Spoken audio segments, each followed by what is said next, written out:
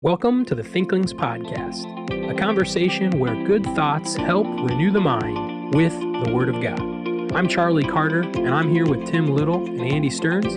Let's jump into the conversation. Welcome to the Thinklings Podcast. We have a special guest with us here today, both for books and business and for the main content of the episode. Whoop. Dr. Doug Brown, welcome. Woo. It's good to be here. Yes. And let's see. How are you guys doing? I'm caffeinated. I'm drinking some exquisite coffee again. Ruby Roasters. So Luke Tannis. unofficial sponsors, Ruby Coffee Roasters. And where did it come from? Luke Tannis sent it as a gift. He sent me a quad of coffee bags, and I'm on my last one. This one is Peruvian and Colombian, and it's quite nice. You drink so much coffee. I do. Like you vanquished that can that I sent you. It was like 1/3 full. Watch your mouth. Vanquished. I will be proud to be known as someone who vanquishes cans of coffee, Tim. And as I drink my light roast from Porchlight Coffee House in a Brick House Coffee Co. mug, mention our other unofficial sponsors, Brick House and Porchlight. Any unofficial sponsors you'd like to mention, Dr. Doug? Well, I think the God, he has water. Faith I know Baptist so little Theological about Seminary? Yeah. coffee blends. So I'm just a user. Oh my word! Don't do that when I'm taking a sip. I'm All gonna spit right. all over my coffee. So here's what's in this episode. We're going to have a couple of announcements of some new article, electronic ink things that you can read this week. We're going to have some weekly wisdom by Stearns. We're going to interact with some listener thoughts from Brianna Hake. And then we're going to do that thing we always do. We're going to talk about some books before we get to the main topic of the episode, which is Dr. Doug telling us how to, what God's expectations are to honor aging parents. And so let's move on to some announcements. There's a Faith Pulpit article of this content. So preparing for life's final transition, God's expectations to honor aging parents. And that is already available on the Faith Pulpit website. If you scroll down to the notes of this episode, there is a link where you could go and read the sage-like advice of Dr. Doug Brown talking about how to minister to your parents. In the context of our episode, he walks through his personal experience over the last year in this realm. And so has a lot of great advice and wisdom for us there. Any things you want to say about the Faith Pulpit right off the top? Yeah, it's a lot of times faith pulpits are just very impersonal, but this is very personal because over the last 4 years, we not only taken care of, but also just having both my mom and dad and then my wife's mom and dad pass away, and kind of just walking through that with our families has been super impactful on us. And so that article just kind of put together just some pearls of wisdom that we learned as we were trying to walk through that process. Awesome. And then the second thing that's being posted this week is an article, an electronic ink that I'm posting on our Thinklings website called Cliff Notes on Cars, and talks about the saga of my personal vehicles and tying that to some other ideas that I've been meditating on recently. And so you can read that. So this episode's coming out on Tuesday. That will drop or post on Friday. Mm-hmm. And encourage you to go read that. It should be short and sweet and hopefully a blessing to you. And is there anything else I should mention about that? It's really well written, and I really personally appreciate it. I just want to say that on air, like I really appreciated it. So thank you. I should mention, the inception of it was, and we've always tried to write a little bit together. And I was at work one day, and I had actually read one of Andy's blog posts, Electronic Inks, and the original idea was I wanted to write something just to encourage Andy with what he was going through. And he did. And so I wrote it, and is in a Google Doc, and I just sent it over to Andy for him. And then as we started thinking about writing more in 2024, that's good. And thought, well, we have something that's already written here. Why don't we post that? And so Listener, You're we muted. got a pretty good eye roll from Tim over there. Low hanging fruit. Yeah, it was good. Low hanging Anyway, fruit. so you can read that Faith Pulpit right now. You can find that. And then I might put the link to the other article in the show notes, but it just won't be live until Friday. And so be aware of that. Sometimes you think of the seminary dean as a position of great severity and seriousness. Mm. And if you know Dr. Doug, you know that's not his personality. But then when Tim makes silly comments like that, we all get to see Dr. Doug's lighthearted side where he laughs at Tim. Yes. It was good. So this week's Weekly Wisdom is a quote from a book I'm reading. I've been working through This Momentary Marriage by John Piper. And I'm probably like a third of the way through it. And this quote was interesting. So he's talking about the nature of marriage being both temporary and then also very important. And he said this, he's talking about all kinds of stuff. And there's a lot of good little helpful thoughts in it. And so he says this, he says, so I argue that staying married is not mainly about staying in love. It's about covenant keeping. If a spouse falls in love with another person, one profoundly legitimate response from the grieved spouse and from the church is this: so what? Your being in love, and that's in quotes, with someone else is not decisive. Keeping your covenant is decisive. And there's another place, and I don't have the quote here, but he says, how do you know you married the right person? He said, I know a perfect way to find out. Flip your marriage, like get your marriage license out and see whose name is on it. And he really pushes back against the romantic thoughts of our culture. And so, listener, think about that today. If you're married, desires, feelings, all that stuff, ignore it if it's going the other direction. If you're not married, though, this is what to aim for, okay? This is what you should aim for in marriage. Dive in. Comment. Tim looks like he wants to say something. Well, till after like the marriage covenant and contract. I know. episode I last week. know. So Piper, I'd like to read him some more. I think he's got some interesting things on that discussion. But also, what surprised me after that episode, a couple of people contacted me, and they had this idea that this idea that marriage was eternal.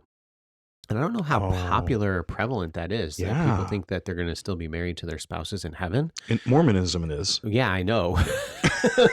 Sorry. I mean, the but Bible clearly says the angels aren't given to marriage. I know. I Yeah. took And him to since that we verse. become angels when we die, clearly we're not going to be You are married. horrendous.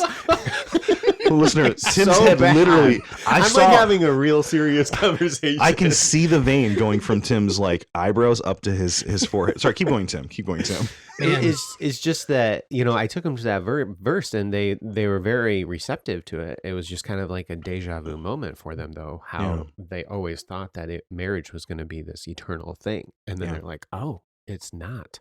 So Dr. Newman tells a story about he did a lot of premarital counseling, but someone came in the middle of his class pounding on the door. Dr. Newman. And he's like, hang on a second. He told this class, hang on a second. He went over to the door and the student's like, I just read in the book that you assigned to us tonight that I'm not going to be married forever to my wife. He interrupted And class. He interrupted class What? to talk to Dr. Newman about this. And Dr. Newman goes, that's right. And the guy just goes, oh, that's news to me. and then he left. And then he left. It was so, But Wonderful. I actually, I feel Ephesians 5, I think it really helps you to see that Mhm. the purpose of marriage is, Depiction of Christ in the church. it is Yeah. a reflection of that. and that's where Piper starts, and that's what this book was so helpful for me. Is he started with Ephesians 5, but I also think that's like a good thing. I know this is not the point of the episode, and maybe this will be my books and business, and I won't talk later. But if marriage is permanent and eternal, then it takes on ultimate status in your life. Oh, yeah. Does that make sense? And so Yeah. you're going to treat it like an idol. Yeah. But if marriage is temporary, you might think, oh, you're going to be dismissive and not treat it well. But I think it just properly orders it Right. in the economy, Uh-huh. and it doesn't allow you to love your spouse more than you love God. Mhm. Right. So I think he has a number of these little paragraphs where he's dropping truth in a way that would sink in. So I think that would be a good meditation for our listeners this week. Mhm. Awesome. Moving on to listener feedback here. We had Brianna Hake emailed us, and we'll go ahead and just read that here. I was wondering if you have any recommendations for a good Bible study. I'm looking for one that I could go through for my devotions.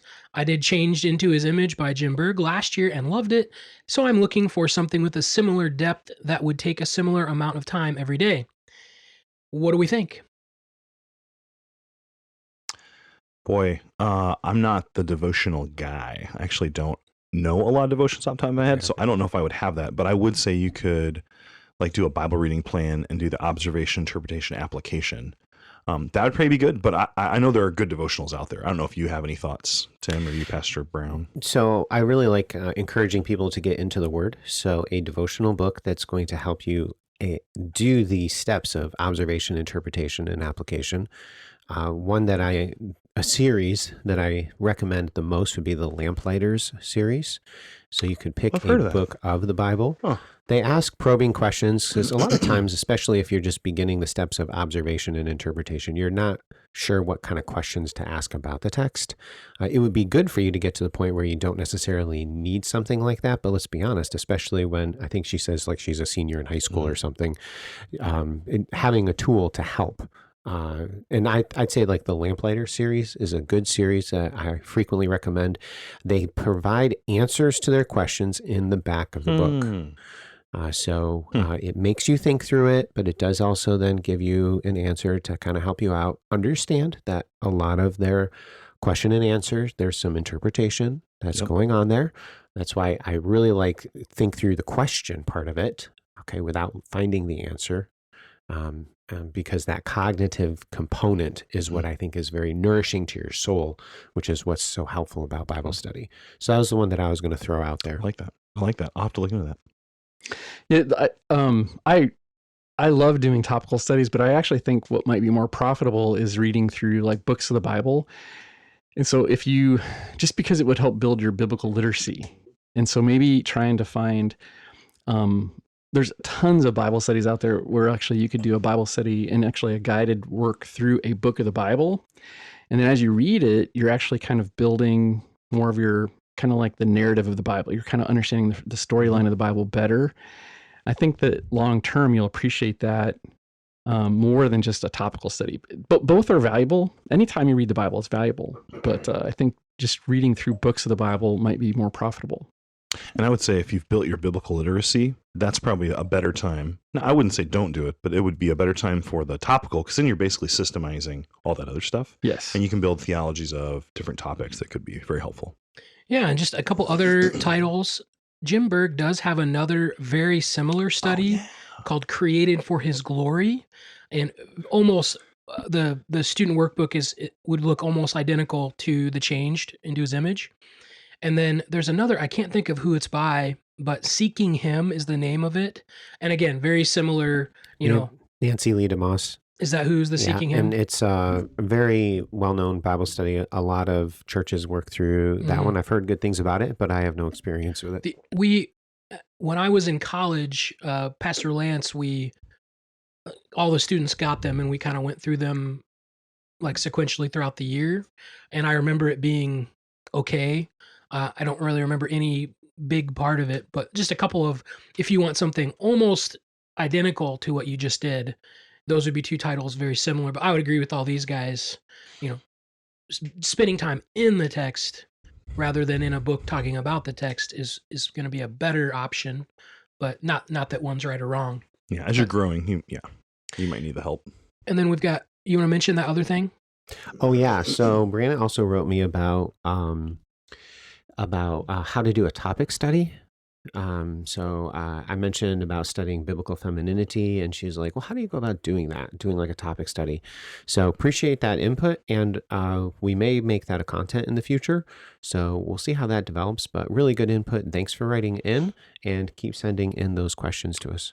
And then just because it's on my mind, Brianna, I think you've sent me 2 emails, and I have 537 in my inbox, and I am going to reply one day. I just want to let you know that. Sorry it took the podcast to tell you that. Horrendous. Thank you. I was like, I need a horrendous for that one. Yes. I'm glad Charlie's not the online guy right now, because I would probably have a meeting in his office with him. Who would do online directing? That sounds wretched. Oh boy. Okay, well, let's get to that thing we always do. Books and business. let's talk about some books. Oh yeah. So our family is reading. Well, we decided to do something recently where so not everybody in my family likes to read. So we were trying to get some of my younger kids into it. And so actually my oldest daughter, Krista, has been pushing us to read together. And so we're actually started Nice. to read the Chronicles of Narnia. So we're in the Lion, the Witch, and the Wardrobe. And so we read about 3 or 4 or 5 chapters, and then we get together and we actually sit around and talk about it, like in the living room or something like that. That's so cool.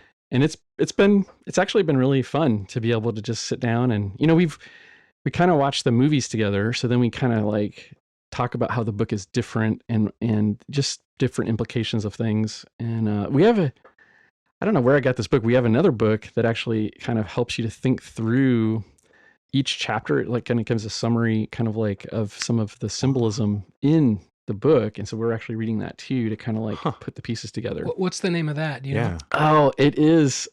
I wish I can see the book. Is it Into the Wardrobe by David Downing? That's not Friend of the podcast. I will get the title to you guys and let you know what it is, but I just don't remember the title of it. But it's very interesting. It actually goes through all of the books and actually has summary, like kind of like a paragraph or two for each chapter, and helps you to kind of see the storyline and some of the symbolism that's there. So then, you said we're in The Lion, the Witch, and the Wardrobe. Is that because you started there, or because that's how far you are through it? Well, Answer we had someone over for carefully. dinner a few weeks ago, and we were talking about the order we should read the Oh, books, and we decided to read them as they were published. Yeah! Was that you? I don't know. Who It was was you. Was it? Yeah. No way! Remember that? I do remember. That So was that- more than a couple weeks ago. That started Doing a the Lord's conversation work. in our family, and then we were like, "Why don't we read it together?" See? And we were convincing my youngest daughter because she's not super into reading, and so we convinced her to do it, and so she's loving it. Oh, And so that's now we're awesome. trying to cultivate that. Well, there's another podcast that's all about C.S. Lewis, and if they heard this, they would tag me and say, "Not all heroes wear capes." Talking pints? I'm talking about Pints with Oh, Jack. brother. Us and them, we go back and forth on this. At social some point, media, so at I some know point, they're not listening to this, but at some point we will we're gonna collaborate It's gonna with them. collaborate. Yeah. Well, that's really cool. I'm glad to hear that. Not just publication order. I know that's kind of nerdy, but I think that's fun to go through that, and especially with that resource, and then talk about things. That's my kids and I had lots of talks going through. There's just low hanging fruit for like virtues and morals and bravery, and like Edmund is, his whole character of like how he does the wrong thing, and that's good stuff. That's good stuff. Yeah. And it's not hard reading. It's easy. No. It's super doable. Me? Yeah. I thought you were second. Well, no, you had your finger up. No, you're I'm telling done. me to go. Yeah, I'll Yeah. go next. Okay. So for my book this week, I'm still reading This Momentary Marriage by John Piper. It's a super small book, and I'm reading super slowly in life right now because I'm very busy. So I don't have a lot more to add than what I said earlier, other than it is very helpful, and I think it's a pretty good one so far. Is it the only book I'd ever recommend on marriage? No, but I think it's not a bad starting book. Yeah, you mentioned Meaning of Marriage by Keller once. That one I like. I would say read Momentary Marriage, and then there's probably other books that I need to read on marriage. I There's probably a should lot go of on them a out kick. there. Like I've never read Harvey's When Sinners Say I Do. That's like a class. I know we did that at church how many summers ago, and I was in another room. Or I use that for premarital counseling. yeah, so that's on my list. So that's where I don't know. Do I put Keller ahead of that one? Dave Harvey's Are You Called book was so good. I feel like I want to keep Harvey. I know it's a little controversial, but have you read Gary Thomas's book? Sacred Marriage. That's one of my favorites. Okay, so you have read that one. Yeah. So Robin and I read that. Oh man, way back in the day. And actually, the thing about that book that was so helpful is because he makes the point is, what if marriage is more about holiness than happiness? Right. Mm-hmm. And Piper's saying, what if it's, not about romance, it's about covenant. So they're kind of saying some similar things. So in his chapter on falling forward, like when you have a problem, like make sure you're moving forward as there's a stumbling. That was really good too. So anyways, This Momentary Marriage, I'd recommend it. All right, so I'm going to rank a book here. So the title is Why We Love the Church, and it's written by Kevin DeYoung and Ted Kluck, published by Moody in 2009. Man, that's a classic. Yeah, and so I actually started reading it on December 26th, also known as Boxing Day. Boxing Oh, Day. brother. Can that be the audio for Boxing Day? Maybe. So I don't know if you're aware of this, Dr. Doug. We created a holiday. We did. Oh boy. So we're reclaiming the secular holiday of Boxing Day. And instead of boxing, you're not boxing anymore, you're booksing. So you're reading or gifting books. Ingenious. Yeah. Yeah. And we've actually had listeners do this. We're They're not like, Canadian, so we don't really give a rip about Boxing Day. Oh my word. We probably have Canadian listeners. Yeah, we do so- have some. I think I'm there's- sure they're offended. I think that there are other... Tim is not a diplomat. I don't think Boxing Day is a Canadian thing. I think it's broader than that. Is it- I don't know. Yeah. Is it Whatever. like Commonwealth? We Like don't the need to British get into Commonwealth? it. Okay, anyway, so Well, that's I'm when gonna I Google started it while reading it. Charlie's rating the So book. we talked about Kevin DeYoung previously. He is a Presbyterian church, or he's not a church. He is a Presbyterian pastor. He is currently the pastor of Christ Covenant Church, or did he move? He is moving. He made the big move. What? Who are you talking about? Kevin Kevin DeYoung? DeYoung. I'm sorry. I thought you said Keller. Oh. No. Kevin DeYoung. So I He was also a believe, Presbyterian pastor. Wow. I literally thought, okay. so I think he's at Christ Covenant Church in Matthews, North Carolina from 2017. He might be at a different church there. I pulled this bio right off of his website. And so hopefully it's somewhat correct. What's fun about him, he actually pastored in Iowa at one point. He was a church at First Reformed Church of Orange City. And so These he's, guand can't get control I of know, I'm themselves. trying to reclaim I know, it, Tim. I'm with you, I'm trying. Charlie. I'm right here with you. I'm so Okay. sorry. hush you. Okay. And so other books that he's written that are semi-popular, The Hole in Our Holiness, Crazy Busy, Just Do Something. And then this book, Why We Love the Church, is sort of a companion to Why We're Not Emergent. And so they were writing a book criticizing and speaking against the emergent church, which is a movement that just doesn't like the institution of the church. So the membership, the voting, the, all of that side of it. And that's And also the orthodoxy. yeah. And so what they're talking about in this book is, rather than being emergent, why you should be a part of the institution of the church. Recently, actually, I don't know if we've even posted this episode yet, but as you read a book, some parts of it are probably more valuable than others. And so some of these chapters are written by Kevin DeYoung. Some of them are written by Ted Kluck. And I don't know Ted, but I'm just going to go out and say you probably don't need to read those chapters. That's so funny. I read that book like 15 years ago, and that's the thing I remember about it. Like the same thing. Yeah. And so now I could be wrong. Poor Maybe you Ted. could read those and you could Well, they get a weren't- lot out of it. They weren't bad. It was just compared to Kevin's chapters. And Yeah. I think it was the contrast. And so there are some really good thoughts here. So kind of just to set the tone of the book, if Christ is the foundation for the church, why do Christians want the foundation only? In marriage, if Christ's bride is the church, why do Christians want to befriend the husband and hate the bride? And so like he's talking about, if your friend gets married, you can't like hate your friend's wife. Like that would end your friendship. You can't just have the friend and not their spouse. And so that's kind of how I think DeYoung teased that up in the introduction, is that the church as an institution is the bride of Christ, and you can't have, Christ as the head of the church without the rest of the body. Mhm. And so that kind of sets the tone and the map of the book. There's some good thoughts here. He interacts with like the mission of the church. And so do we have to be out there, with the social agenda or not? He interacts with, distaste that people have towards the institution of the church. And I think fairly interacts with it.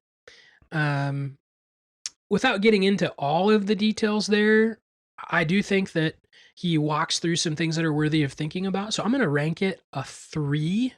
I think it is good. It's maybe not, a 3 is not a 7, right? And so just quite simply. And so it's a good book to think through criticisms of the institutional church, problems that people might have levied against the church, that this would help arm you with good ways of answering those criticisms. It would help you think through the true mission of the church and how that's not only or purely evangelism. It's going to help you think through your function within the church and the necessity of the congregational worship meeting. And so those were the things that I was reminded of or thought were good points of the book. And so I'll rank it a 3 on the goodness scale. Why We Love the Church by Kevin DeYoung and Ted Kluck, but mostly Kevin DeYoung. I like that. I like that ranking a lot. I just want you to know, like that was a solid ranking right there. It's a good book. It's worth it, but it's yeah. I haven't read it. Is the scale 10? Mm-hmm. Yes. But Okay. it's but like a 3 is good. That means there's goodness in it. So would you say you have to goodness- get to like a 5 to buy it or something? Or Well, Usually it's like a 7. okay. So But if it's something that you're interested anything in, on the goodness scale It's is worth- good. Yeah. So if you're not recommending it, we have another place to put that, which we have affectionately called the Shack Stack. After remember the Shack? the very popular evangelical book, The Shack. And so if you have a book that is not good at all, we Shack Stack it. Yeah. So, So- nobody should buy it. Gotcha. So if it's on so the you have scale, like a negative scale too. Yeah. well, we don't. We just have the Shack Stack. No. Gotcha. It's all the negatives in one place. Yeah. Stacked together for convenience. they're literally sitting over there on the ground. but that's why it's the goodness scale, because there's there, no matter what, there's goodness on it. So So if we read something and we think nobody listening should ever read it, Shack Stack. If we're willing to give it a 1 or a 2, it's valuable, but it's probably pretty It's like uniquely valuable. for research purposes only, you know. But once we get yeah. to like a 7, that's a book that we think everyone should buy. And then an Yeah. 8, a 9, or a 10 would be like, you probably want to read this like once a year. It's up there. a very frequent flyer there. Yeah. So, it's a good scale. It's very unique and it's Yeah. very quality. But that's how books are. There's levels of goodness in books. So I think it's actually a better scale than like 5 is good and down from 5 is bad. So Mhm. brilliant idea. So my book for books and business is Who Wrote This by Naomi Baron. The subtitle is How AI and the Lure of Efficiency Threaten Human Writing. When I was at ETS this last November, Nimit Oliver mentioned this book and recommended it, connecting to this idea of AI and generative AI, being able to write short stories, being able to write papers for students, and how that's a bit of an issue. So she's discussing just some of the pros and cons to artificial intelligence. This is coming out of our Q&A last night. She mentions this, the lure of efficiency, and how AI can create an article or write essay for, say, like a student a lot faster and do a better job than what a student could produce. Guys, why do you assign a writing? Because writing is thinking, and I want them to think, and it's going to help them to think. So then the purpose of assigning, say, like an essay or a 2-page paper or whatever, is not necessarily for what they create. Mhm. Yep. It's because of what it's going to do to them Mhm. from an intellectual perspective. and I would say a staple of good education would be understanding the difference between a summative assignment and a formative assignment. And an essay could be either or both at the same time, where you want to see summatively what they know about a topic, but the writing of it is a formative assignment where they think the topic through. And I think most students assume an essay is only summative, where I assign writing for almost purely formative. Like I want the weekly process of them writing and thinking through a book to form the way that they're thinking about the topic. Mm-hmm. So I remember, go ahead. Well, it's also something that is cumulative, or it's so like when you first start, it's very, very difficult, but the more you do it, the better you get, and the more you grow in that. So it's not just like a one-time deal. It's something that actually takes time. And so as they write and write and write, they get better at it, which is then going to better equip them for ministry. Yes. I remember Dr. Myron Houghton, he had many of his classes organized a specific way where he would have a reading and then you would have to write a one-page single-spaced summary Classic. or analysis or critique. He would change the verb on the reading. And the whole purpose, I realized the whole purpose of that 1-page single-spaced assignment was because it forced you to think about the reading more, and thus it was helpful for you. So this is where AI is basically helping our students be stupid. I had a professor once who made us outline Kevin Van Hooser's Is There a Meaning in This Text? That's a good book. And we were like, this is so dumb. Just It wasn't. Read Gadamer first, then you'll love Van Hooser. Yeah, I know. It's a breath of fresh air. That was Dr. Doug for all of those wondering. So when it comes to brutal assignment, brutal. So when it comes to AI, I think can be used and it can be helpful. I do use AI. However, for students and using it to accomplish writing assignments in an academic environment, you are hurting yourself and you are, what's the word? You're missing the point of the educational experience by using AI. So she realizes that, and she talks about, well, what is writing? And she works through that topic and how it's formative in a brain. This is a very evolutionary book. This is a secular title. This is not a Christian title. So she uses a lot of science and brain technology and how writing changes your brain and so on and so forth, which I'm going to give this like a 1 on the Thinkling's goodness scale, and I'm done with it. I don't think I'm going to even go outside of chapter 1 and looking at the table of contents because I don't really care that much. Okay. But if you are like, what is writing definitionally, and why is it important to not simply regurgitate or take something from ChatGPT or whatever, this would be a good book for you to check out. I just also want to throw in, I don't know, have we posted the episode about reading from Certain yet? We haven't. That's So coming. probably next Next week or week. in the coming Yeah. weeks.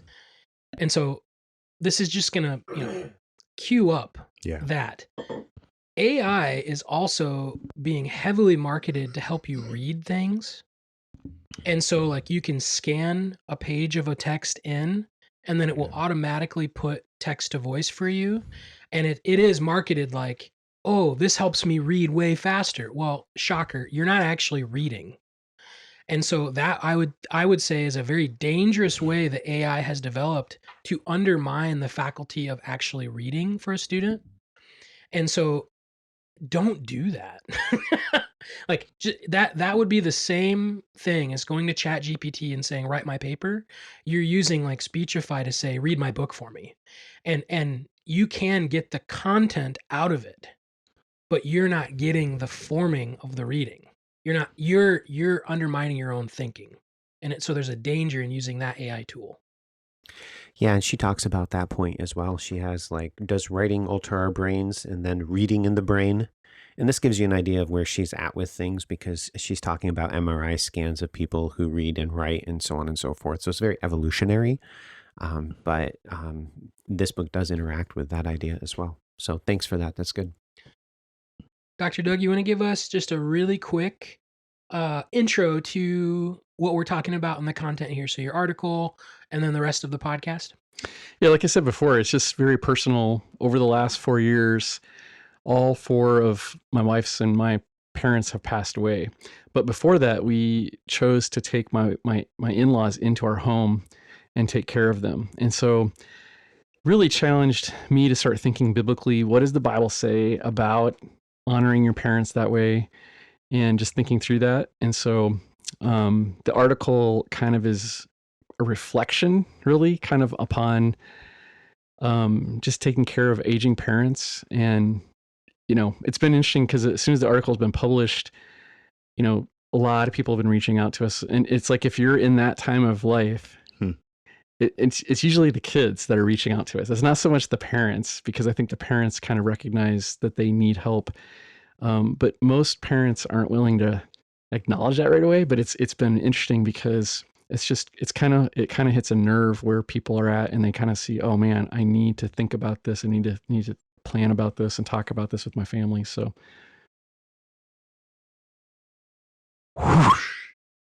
let's have a conversation about preparing for life's final transition. So I've had over the last 4 years, me and my wife have been going through a massive transformation in our lives, in that all four of our parents have passed away. And what started this whole process in 2019 is that we decided collectively with my wife's family to take in her mom and dad into our house and to care for them.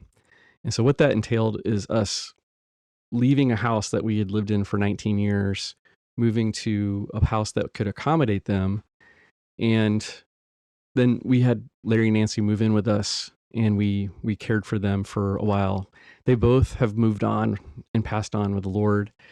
And then my mom and dad lived in their own house, but between my brother and me and our families, we really helped take care of my mom and dad in their final stages of life. And eventually they needed to go move on to a care center. But this provoked within me, biblically, what is my responsibility to my parents? And so I began to I ended up writing an article. It's going to be a Faith Pulpit article. It also was published in Frontline magazine, but just this is like, what are believers' responsibility to their parents? And so eventually, if your parents live long enough and you have the opportunity, you're a believer, you have an opportunity to take care of your parents, is like, what does the Bible expect? What does God expect from this? And so what I found out is the Bible says a lot about taking care of your parents. And so I'll just give you guys a super brief outline of what the Bible says about this. First of all, we all know that death is a reality, and if we live long enough, our bodies will become frail. So Psalm 71 talks about that your strength faileth, and that you're going to fail. We also know that honoring your mother and a father is a lifelong pursuit. So this is bound to the 10 Commandments, but it's repeated in Ephesians 4. And what we find out is that in passages like Mark 7 and 1 Timothy 5, that God expects us to honor our mother and father, and even grandparents. This is actually, Paul even mentions this in 1 Timothy 5, in that if you don't take care of your family, you're worse than an infidel. And so then you get into passages like Psalm 127, which talk about that your kids are like a quiver of arrows, and at the city gate, you'll not be put to shame. And I think that that's a reference to the fact that as you get older, parents need the protection of their kids. And so it's like this very interesting thing that your parents take care of you when you're younger, and they protect you and they get you through those early years. But then as you progress in life, you need your kids, and your kids actually then become your protector and caregiver. And I think this is interesting because in our society, we have like Social Security, we have social services, Medicare, Medicaid, all those kind of things. And we kind of almost expect, I think there's almost an expectation that the state will take care of our families. But that's not biblically the way it's done. Like the whole social structure we have in Western countries today is a fairly modern development. And I think it's a very interesting thing. So what the experiences that I had with my mom and dad, I've learned a ton. And so in my article, I try to just bring out a ton of tips and advice to try to help both aging people to think about this ahead of time, but then also what would be advice to kids to think about this and actually start to plan and think, how can we then help my parents? And so that's kind of the basic gist of the article. It's, as you're working through that, it just kind of made me recall a recent study in Proverbs chapter 30. And it talks about there's a generation that curses its father and does not bless its mother. And I was reading some commentators, and some of them brought up the responsibility that a young person would have to take care of their parents in their old age. And a failure to do that is like you're cursing your father and you're refusing to bless your mother. And the section ends in like Proverbs 30:14, a generation whose teeth are like swords and whose fangs are like knives to devour the poor off the earth and the needy from among men. And it's like they're anticipating their death and they want them gone and out of the way. So how that's a generation that's cursed and a generation that that needs to be avoided. And the Proverbs is speaking to articulate properly ordered society. Well, what is part of a properly ordered society? Children who take care of their elderly parents. Yeah. That is the plan, the biblical plan that God kind of lays out for us in the biblical scriptures. It's interesting that the same kind of challenge was happening in Jesus' day. Mm-hmm. So what you have is Jewish leaders were saying, you can take the resources that you have, your money you have, and instead of helping to honor your mother and father in their old age, you can give it to the temple system and call it Corban, right? So this is Mark chapter 7, 9 through like 13. And so this became the tradition of men, the oral tradition. And so there was a way for them to legitimately skip the responsibility they had to their parents. And so people were doing this based upon the coaching they would get from the religious leaders of the day. And Jesus says, no, you're actually overthrowing the command of God to honor your mother and father. And so, I do think that that people in our churches today are not really taking honestly what this might look like. And they're looking for ways out, convenient ways out, to actually thinking through the responsibilities that they might have toward their parents. It's interesting the way it's justified. You can see it kind of gives you a nod to say, oh, look at all the money I gave. Like I'm doing a really good thing. It almost lets you feel more justified in abandoning your responsibility. It's interesting how I know this is a specific issue to aged parents, but how many times is there like a sin where the motivation that you use to excuse it is like that sort of a thing where like, oh man, I did this great sacrificial thing and see God's going to be more happy with this. So, okay, so what are some things you want our listeners to know about this that would be helpful for them? Oh man. Or do you just want to walk us through your article that's coming? I'll give you some of the tips, but I just think, I think like one of the main points I'm trying to make is that decline and death is inevitable. And just that God never intends believers to go through that alone. Number one, they have the presence of God. Psalm 23, we go through the valley of the shadow of death with the Lord, but it's also meant to be something that you go through that final transition with the love, support, and protection of your children. That's the way God wants it to. And it's honoring to God for kids to do that, And so I'll just say, taking in my mother-in-law and father-in-law was a great blessing, but it was also very difficult. And so you can't just do this on a whim. And I think that you really have to think it through, and you can be all in with your heart, but then you also have to realize that it's also very demanding. So there were times where, like my wife especially, was just completely exhausted and spent and just in need of a break and a sabbatical. And so we actually reached a point with care for her father where we just we had to hire someone to come in one day a week just to give my wife a legitimate break and just so that she could get some rest and we could spend some time together as a family. And so you have to really think through what you're doing and make sure that the other thing I think we found out is that it takes a lot of communication and getting all of the siblings on board and making sure that there's an agreement and understanding among all the siblings, and just trying to make sure that you almost over communicate and with clarity so that everybody understands what's happening. And there's just a lot of it can be very complex working with siblings and just having misunderstandings, hurt feelings, all that kind of stuff.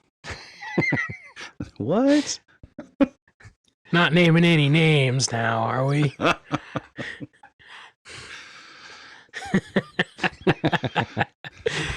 So what are some of the practical tips. Okay, so let me just walk through. I'll walk through my main points of the outline. Number one, take care of financial matters and legal matters ahead of time. So, like, if you don't have a will or a trust, if you haven't met with a lawyer, you need to. And the other thing is this: is you need to explain to your children what is going on, so that there is no mystery about things like who's going to be the executor, who's going to be the power of attorney, who's going to help make medical decisions. You need to decide that before you start having a decline, and make sure all the kids know about that. So this is amazing how many people have never even thought through, what's going to happen to my house, what's going to happen to my resources, what's going to happen to all this. So that's really, really important. And I think to express your intentions to your kids. No, sorry. Yeah. Keep going. So, go ahead. So okay. So it's hard. You got to talk to like your kids and you talk to your siblings. When you were walking your parent or your in-laws through that, was it hard to walk as like one of the younger generation, walk them through it, or was it just smooth sailing even with the in-laws? I think the older ones. The beautiful thing was both my parents, who are now with the Lord, and her parents who were with the Lord, had done a lot of that ahead of time. Oh, okay, so that was a blessing to you. But it was amazing of how many things were not done that then came up, and okay. Like even things like this, like I think right now we just taking like your parents' house and all their possessions and somehow basically dissolving all of that, getting rid of all of that is incredibly overwhelming. And takes a ton of time, and it is complex. Let me explain it like this. Everything has a value, but there's different kinds of values. So for example, there's a sentimental value for some things. Oh yeah. But then there's a monetary value, and not everybody sees the same values for things. Does that make sense? This is where you sell the thing that's like. So that's where if you can think through, like even literally, if a parent can actually say, "Hey, I need to get rid of this stuff ahead of time and downsize and get to the point where everything is more spelled out and their intentions are clear," then it actually helps the children. It's like the most loving thing you can do for your children is to just is to take care of those things so that they don't have to think about it, and it's just like you're following mom and dad's intentions. Wow. Does that make sense? Yeah, no, that it really does. My parents are not to that point where we're having to take care of them at all, but I mean, they've even started like little things. I've heard them say like, "Oh, mom will clean stuff out or whatever." But even like when Robin died, I had to I know this is like a little thing, but I had to buy a funeral plot for her, like a burial plot. And so I bought my own at the same time. So like when I go, Evan and Abby don't have to think about it. It's a little thing, but I can understand now where as that day approaches more closely as you're old, that would be an issue. Right. And definitely the will thing was not affecting me at all. I definitely don't need to think about that. Like one of the things that my Thanks for the reminder, in-laws Tim. had done is they had actually prepaid their funeral expenses. Yeah, same thing. And they made all those decisions. They already had it all made out. They actually had a stone. It's just like what a blessing. Typing in the date. They started like carving in the date. Oh, that's nice. And so those things were just so much of a blessing. But my mom and dad had not done that. Oh. And so now, my brother and I basically did it for them. Yeah. But it's just it's if you love your kids and you want your family to stay together after you're gone, you need to kind of as much as you can plan that out as possible. Okay. So that's actually my second point, is to plan the transfer of property and possessions. It's like, unfortunately, this isn't really the case in my family, but unfortunately, a lot of times money can become very divisive among siblings and your children. And so you just got to really, I'm just shocked. After I wrote this article, I've actually been getting a lot of people saying to me, "Oh yeah, I wish we had done this because it's been so divisive in our family," and that is hurtful. I think if your parents knew how divisive it would be, they would have done things ahead of time to stop it. The other big elephant in the room is end of life care. So I don't know if you guys do you guys have any idea of how much it costs to go into a care center for a month? A good one? So it's a lot. I just know that like someone who was in the neighborhood had this happen and like just dropped some numbers to me, and I think I was shocked and I forgot them already, but it's not like in the hundreds. It's like way up, like thousands. Like you burn through your retirement really fast. It is really fast. Yeah, exactly. It's like tens of thousands of dollars. And so I think like everybody hopes they just die in their sleep, right? We all hope that just happens. You don't have to go through this. Hold on. What are we talking here? We're talking like 3,000 a month? No, more 10,000 a month? I mean, I want to be very. I'm pretty sure it's closer to that. Yeah, it's closer to 10,000 for for one that is.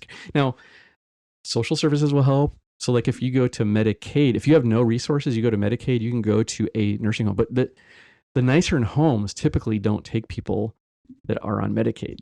Sure. And not all nursing homes or care centers are the same. Okay. You just have to realize we were in one and we had my mom and dad go to a different one because they just were not getting good care. Yeah. Huh. So not at all the same, but sort of related. When we were trying to find out where we were going to take Robin, like what hospice house, we were looking at the Kavanaugh house and it came very highly regarded, like very good. But there's like, you can stay there so long. And then if you're still there, they start charging you by the day and all this stuff. And I'm like, oh man. So I talked to someone on the phone. They're throwing out numbers and I'm thinking this could be like 5-10 grand, depending on how long we stay here. And then they realized, oh, you have Blue Cross Blue Shield insurance. You're not on Medicaid. Oh, no charge. Like everything's fine. And it was all because Medicaid, I think it's so burdened by the system because there's so many people who haven't prepared that they knew that it would only pay so much. And then we were going to have to pay more. So that's really interesting that Medicaid will cover certain ones, but the really excellent ones are probably looking for more than that. Yes. It's just it is definitely a racket. A racket. But and it's just astronomical how expensive it is. So then you get to people who like with end of life care insurance.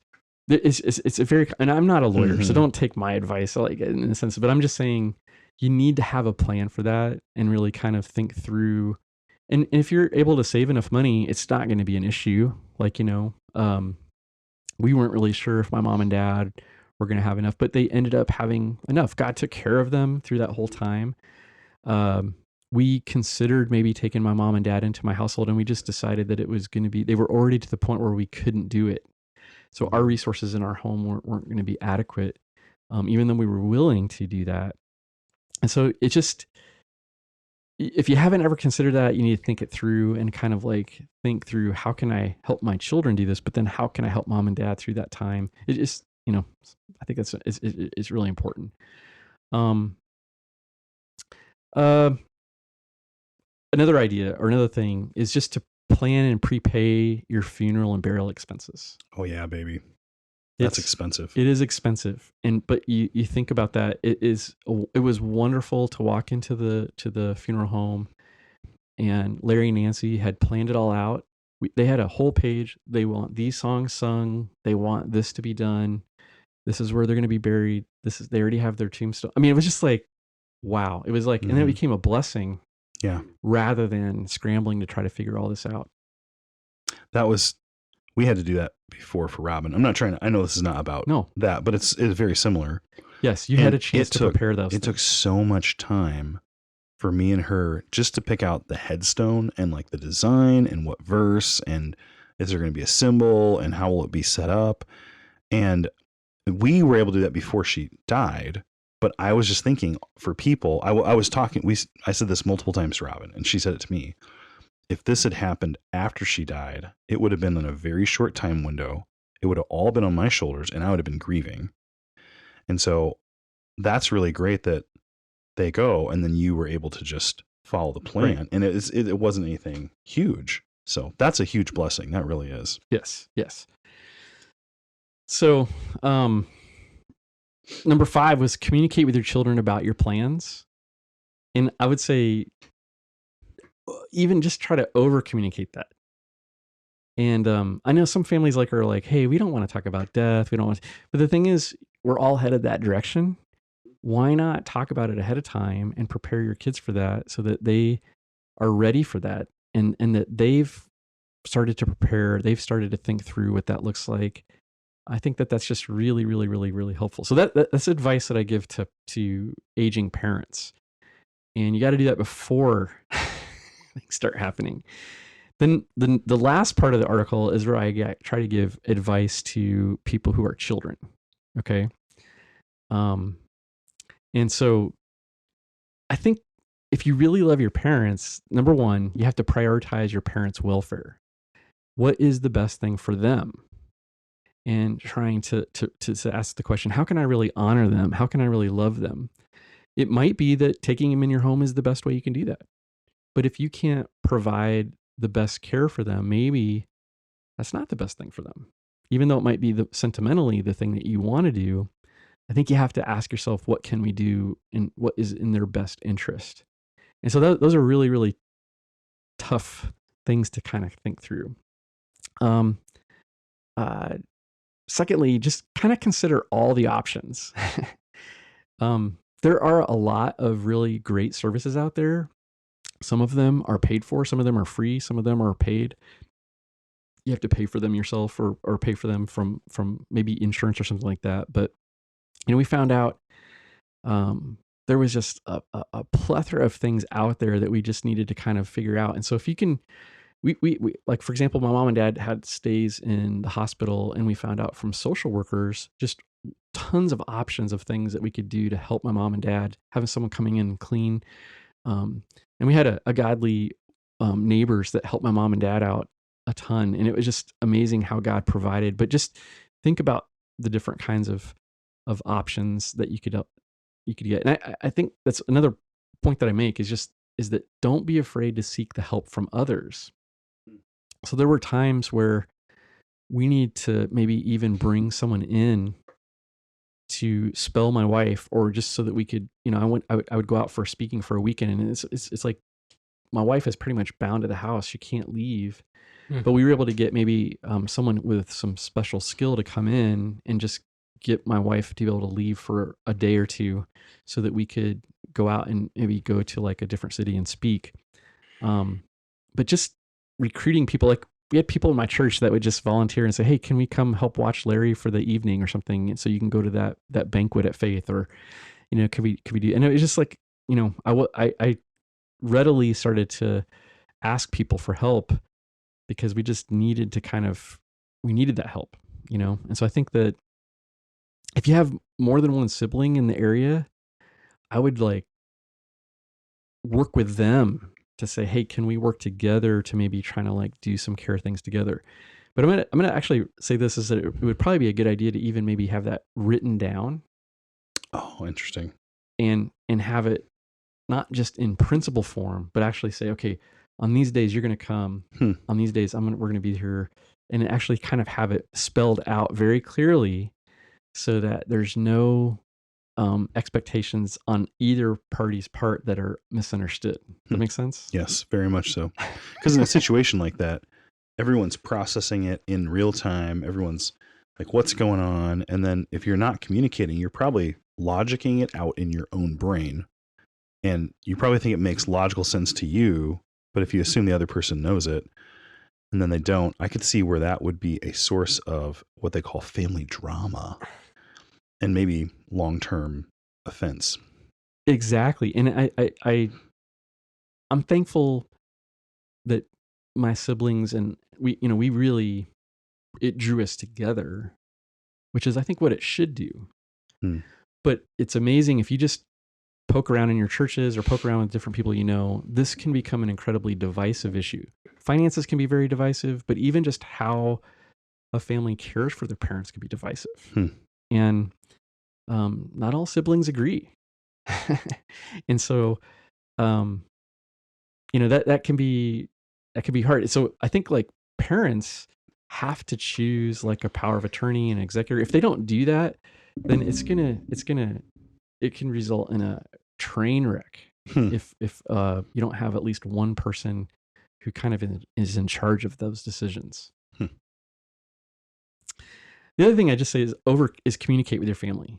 Really with your parents, but also with everybody in the family, so that everybody is on board with things. And I just think that was so important. So like something simple we did with all of our siblings, we just created like a WhatsApp chat among my siblings. And we just would literally almost every day give them an update. Everybody who's living around the world. I have a sister who lives overseas, and I have a sister who lives in Virginia. My brother and I live here, and we were just constantly giving them updates about how mom and dad are doing. And it gave us a way to kind of do some, chats and things like that, even video chats just with mom and dad. Huh. So Android does have a way to do what Apple does already baked in innately. Oh, sorry. Did I make an Android jab in the middle of this? My apologies. Any Android users out there, I'm sorry for making fun of your phone. Carry on. Do you use Android? Yes, he does. Exclusively. I am. He wrecks our group chats at church. I am super cheap. He does. He does. I am super cheap, man. I always love it when you have like a friend, you're like texting them all the time, and then you got to move to Facebook Messenger because it does things that like Android doesn't. I'm like, come on, get an iPhone. Sorry, I'm done. Not even related. My apologies. This is how you love your family. Buy an iPhone. Yeah. I'm sorry. That was an unrelated aside, but I can't help but pick funny. at Dr. Doug for it. So communicate. Yeah, just Charlie's like the anchor of this episode. What's going on? But just to create, we just found that almost at times might feel like you're over communicating, but just continually trying to update people, help people understand what's going on. I think that those are just really, really important. So I think as Trisha's dad reached where he was really declining, and my wife was getting very little sleep, actually, I realized as a husband, I needed to really watch out for my wife in addition to our father-in-law. Right. And so, hiring some people to come in and getting some help was critical for us to kind of keep Larry in our house as long as we could. And that was, important that we started to, it just changed the dynamic once I started to realize that we needed to get help. And then we started communicating that to the siblings and just letting them know. I mean, we were going to use some of Larry's resources to hire some people to be able to do this. And it was amazing. They were like, yeah, you need to do that. And so it was everybody was on board with that. But it just kind of started to, we reached a point where we realized that we couldn't do it by ourselves anymore. Mm-hmm. And we needed help, and we didn't know exactly what that would look like. And what we ended up doing is I ended up hiring someone for 24 hours on one day of the week. And so someone would come in for a 12-hour shift, and they just kind of watched and stayed through the night so Trisha could sleep. And then they stayed. We had another person come in and do a 12-hour shift the next day and just took care of Larry's meals and helped him. And so we could get away a little bit and kind of just have a little bit of a break. And that was just so critical for Trisha's health and welfare. So I just had a couple of questions. I don't know if you want to answer them all or not, but what was it like for your kids? So you have your father-in-law in the home. He's failing health, and this is going on. What was it like for them? If you don't want to say anything specific, that's fine. What was it like? And then do you have any advice? So I was thinking of like our audience. So we've got college students, we got pastors, we got like various family members. So like, what was it like for the kids, and any thoughts you give our listeners? I think some are probably really scared of keeping this in the home, but was it that scary? I think it's awesome. I actually think it's a huge blessing. Number one, they got to spend tons and tons of time with Grandma and Grandpa. Mm-hmm.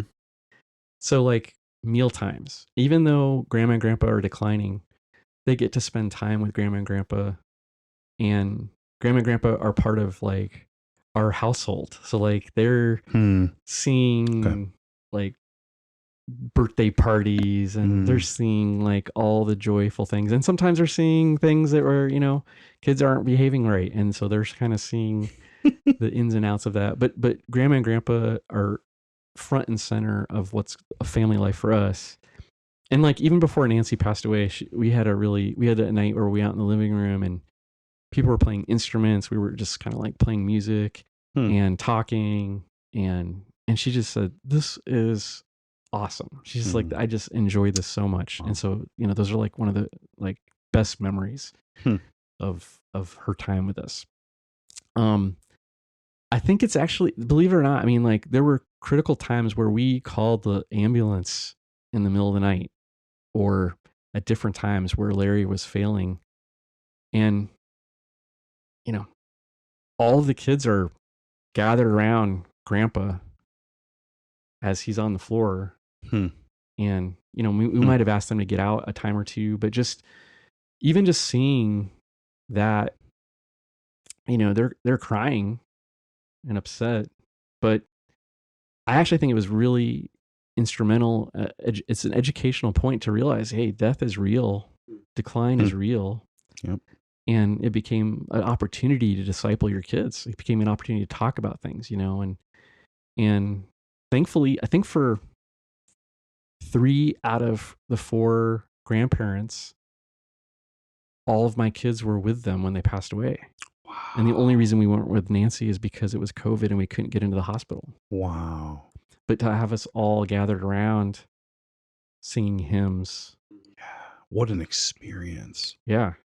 So I just think that is, you could say, hey, we need to shield our kids from all these things, but this is real life. This is the consequences of sin, and this is where, I think it brings sobriety and seriousness to the parenting process. And your kids, to not be too specific about details if you don't want anything out there, they're all in high school or higher or middle or high school. Correct. And so I would say, like, we were very careful with our kids, but they're so much younger. But I also know my entire life, I never was around anyone who died until I sat there next to Robin. And I do think there's something instructive about watching someone pass and then seeing like, this is sin. This is the curse. Yes. And life is for keeps. This is not like a game.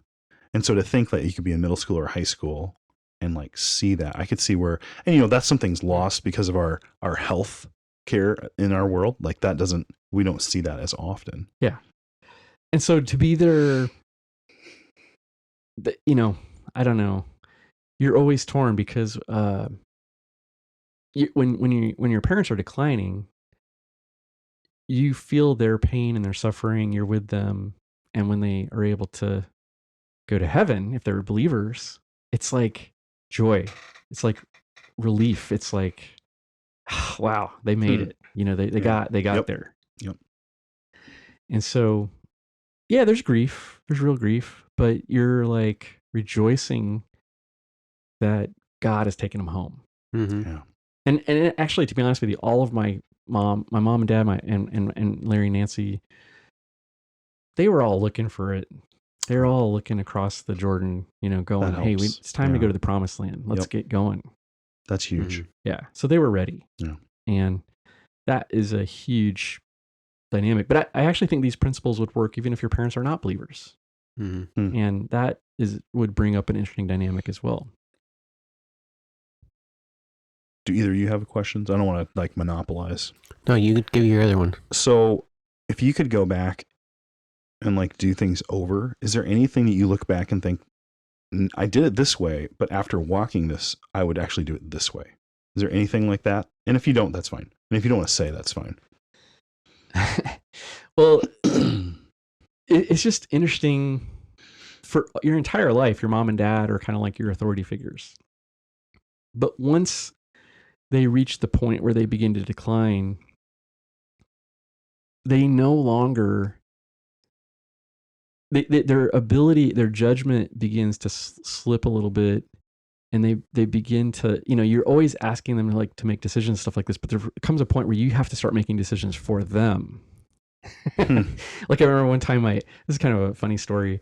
It's like, this happened a few times where my dad would get these phone calls, and people are just predators. They call, and my dad had given out like all this personal information, and we're like, Dad, what'd you just do? And we're calling and canceling credit cards, and we're just like scrambling. And we realized we just, my dad, who is incredibly savvy financially and all this kind of stuff his entire life, he's starting to make bad decisions.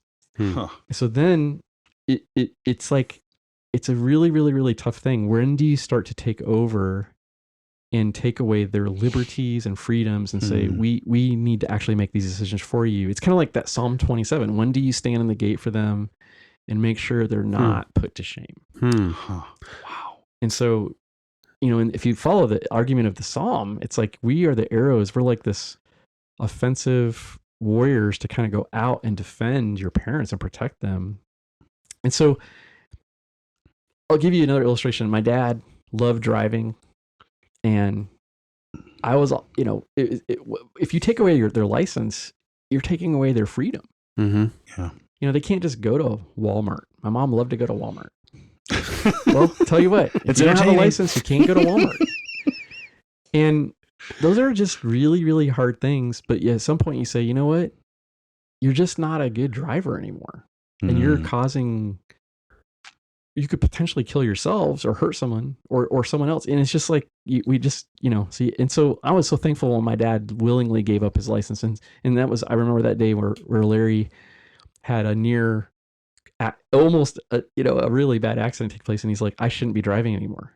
Huh. And so those were wonderful moments to kind of like, but those are like big, big decisions. So I guess what I'm trying to say is, if I could redo it, I think that you have to talk through with your parents, maybe a point where you say, at some point we need to start making these decisions for you. And I think this is the key, is that a parent needs to begin to recognize, I won't be able to make all these decisions. So what I'm going to do is I'm going to kind of give you the keys to the kingdom now. Yeah. So that you can willingly make these decisions for me. It's just there's a lot of tension in those moments. And it was so funny. My dad was really declining, and when my mom passed away, he thought he could go back home. Well, his apartment, I mean, the condo they had was gone. All their stuff was gone, and we had sold all their stuff. And we're like, Dad, you can't just go back. And it was like, and he's like, well, can we? This is so funny. He goes, he's like, I just want to get an RV and go for it, like go out on the road again. And he asked our neighbors if they would buy an RV with him and go. That sounds like a great decision. Grip and rip. I mean, I have so many funny stories like that. They were just like, Dad, you just can't do that. And it was hard because, I mean, so now I'm the youngest son, and I'm telling my dad, no, you can't do this. But it's like if we had worked out maybe like 5 years earlier, when do we work? In other words, if my parents had said, okay, we know this could potentially happen, we'll work these things out ahead of time and communicated those things. And so it would have been way easier for us to be able to kind of say, okay, we've kind of reached that point. We talked about this. See what I'm saying? Yeah. Yep. It's hard. All right. Well, there's a Faith Pulpit article, and we'll link it. We can link it, right? Absolutely. Yep. Okay. So we'll put that in the show notes. You can all go and read it. And then, thanks for being on. And what's your last thought about the article that you want people to take with them? Well, I'll just read the final conclusion here. Is that caring for parents is a divinely appointed interruption to our busy lives and agendas. And I'm sure that many look at such care as an overwhelming burden, but on the contrary, Tricia and I consider it a wonderful blessing to care for our parents. It's both a great responsibility and a great privilege. And so I just think, may God grant us wisdom as we care for our parents. Deuteronomy 5:16 states, "Honor your father and your mother as the Lord your God has commanded you, that your days may be long and that it may be well with you in the land which the Lord your God is giving you." What does it mean to honor your parents? That's a broad command. It's broad for a reason, because that idea of honoring them is going to look different in different situations, different circumstances. In this episode, we were able to hear how Dr. Doug was sought to do that. He sought to honor his parents. And for us, especially as sinful humans, we want to choose the path that's the path of least resistance. We want to have an easy life that's pleasurable to us. And so we have to be mindful of, what am I really seeking here? What's really driving my heart's desire to choose one path or another path? And we need to keep first and foremost, okay, I have a responsibility to take care of my parents, to honor them. This idea is in Proverbs chapter 30 as well, when it talks about the ordering of a properly ordered society. A properly ordered society understands that parents properly take care of their children, and then at some point that the children properly take care of the parents. And I'm just going to close with Proverbs chapter 30, verses 11 through 14. There's a generation that curses its father and does not bless its mother. There's a generation that is pure in its own eyes, yet is not washed from its filthiness. There's a generation, oh, how lofty are their eyes, and their eyelids are lifted up. There's a generation whose teeth are like swords, and whose fangs are like knives, to devour the poor from off the earth and the needy from among men. And I would encourage you, what is your goal? What is it that you want in life? And first and foremost, you should want life. And you should pursue life and life in its fullest sense, and as God defines it, for your parents. Not seeking to curse, but to honor, and honor your parents in the way that would be honoring to them. Come to God with an open hand, being willing to serve and to love, and then live that out in your situation. Thank you for listening to this episode of the Thinklings podcast. We would love to hear from you. If you have any feedback, suggestions, or potential topics that you'd like us to discuss, you can contact us through our email, thinklingspodcast@gmail.com. Remember, don't let this conversation end with this podcast. Read good books, talk about them with your friends, and always continue to cultivate your mind. See you next time on the Thinklings podcast.